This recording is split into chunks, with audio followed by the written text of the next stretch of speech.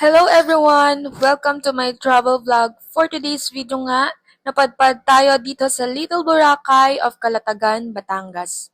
Tara at itutur ko kayo at kung magkano ang nagastos namin. At syempre, panoorin nyo na rin at tapusin itong video na to para wala kayong ma-skip.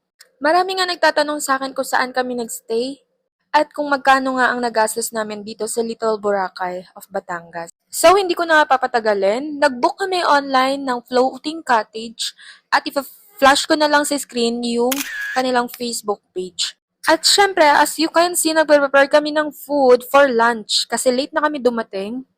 At ito nga ang kanilang floating cottage.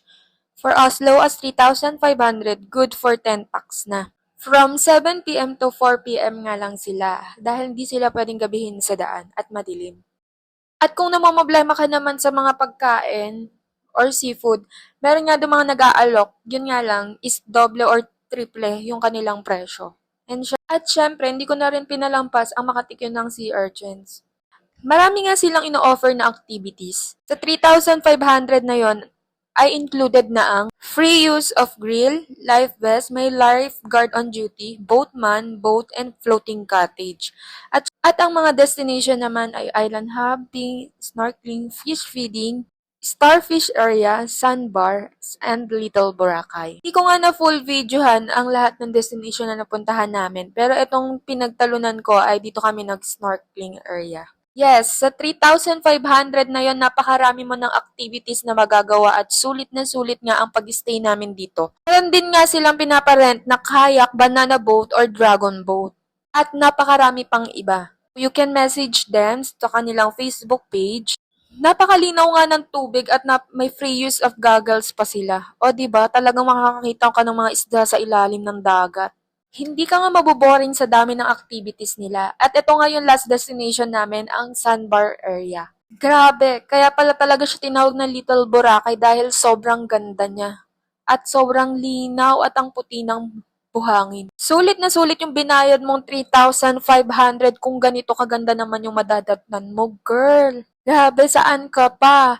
Ang mag-a-add ka na lang kung meron kang mga activities na gusto pang gawin. Yun lang. The rest, wala na. Sobrang ganda, sobrang puti.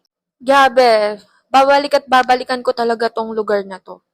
Kahit 8 hours ang biyahe, kung ganito naman kaganda ang madadatnan mo, is worth it, guys. After nga nang sinulit na namin yung konting oras namin, kaya nag-rent kami ng banana boat.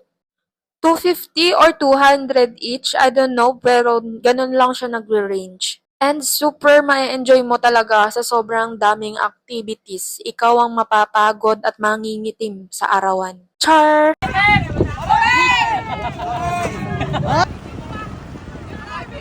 Hindi pa nagsisimula eh.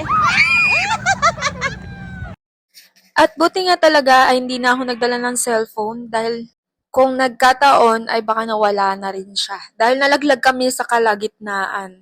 At ito nga palang kanilang banana boat ay unlimited. I don't know kung tama yung pagkakasabi ni Kuya na unlimited of use.